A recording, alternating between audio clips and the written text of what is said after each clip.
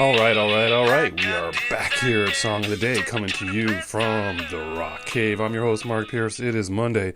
Hope you had a good weekend. What are we talking about today? Going through my list of bands that I haven't covered yet, or ones that I want to cover, or songs I want to cover from bands I've already covered, that kind of thing. And this one struck me because I don't think I've done an episode on them yet, and I haven't been called out on it as of yet, I don't think. But we're talking about the band, the Red Hot Chili Peppers. Somehow haven't covered them yet, to my knowledge, I do not think. So, of course, we're going to go back to 1991 when they put out their fifth studio album, Blood Sugar Sex Magik. Just turned 30 last fall, 9/24/91. Another record put out on the exact same day was Nirvana's Nevermind. How about that? This record, let's do the numbers first, probably considered their best record of all their albums.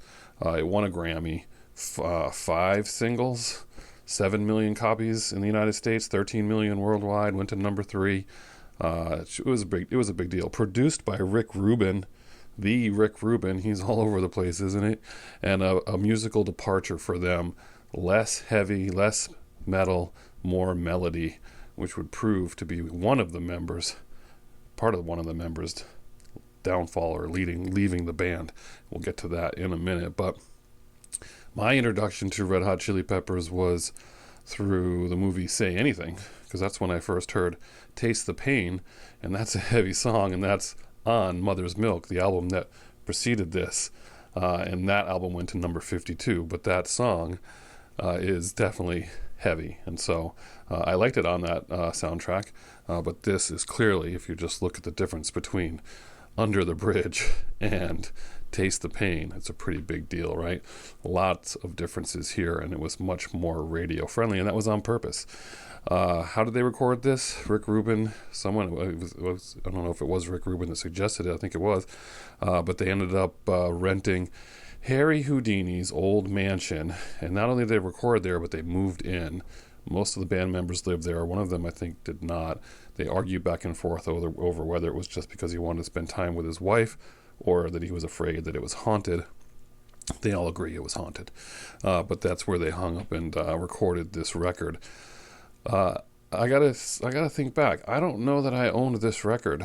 I know it's hard to believe, but I'm not sure if I did, or if I did, I bought it late. I feel like they played all those 5 singles on the radio enough, and I liked them, but I don't remember if I ever bought the record. That's just interesting. I'm not sure, but certainly a fan of this music. There's some interesting facts about the songs on here. They wrote like 25 songs for this that they were kicking around, and 17 of them made it on the record. And what were the singles? The singles were Give It Away, 1991. They released 3 in 92. Under the Bridge, Suck My Kiss, and Breaking the Girl. All awesome songs. I mean, how's that for 3 singles in a row, right? And then If You Have to Ask came out in 1993. Also on this record, I Could Have Lied, which was a song that Kiedis wrote about his brief relationship with Sinead O'Connor.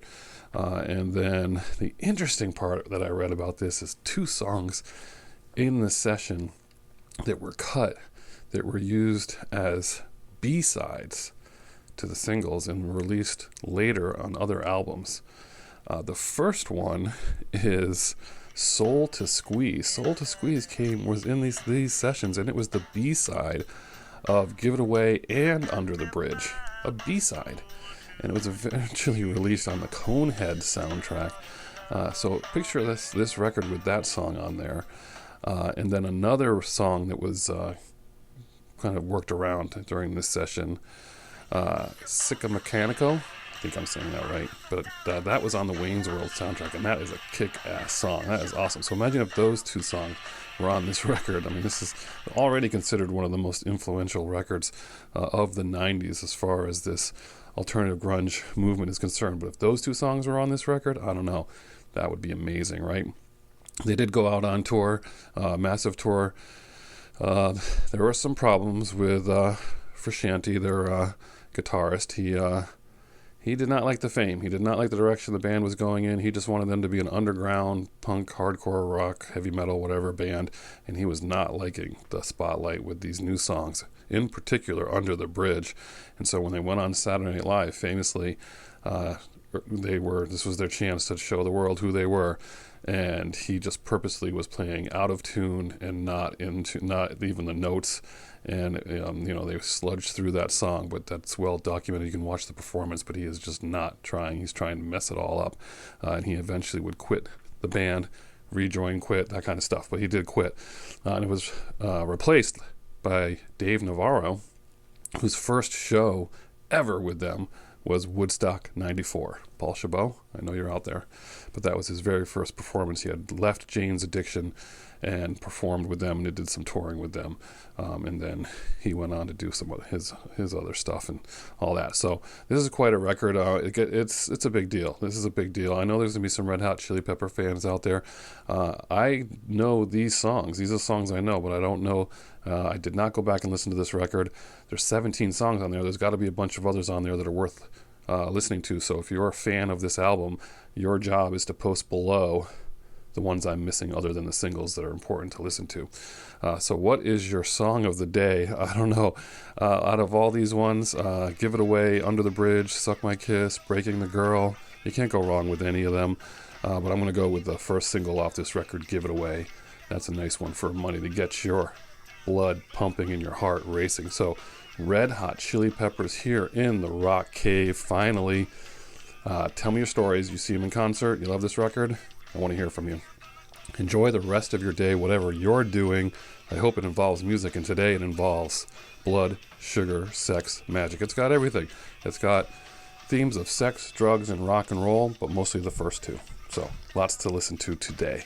Again, enjoy it, and as usual, I'll catch you on the flip side.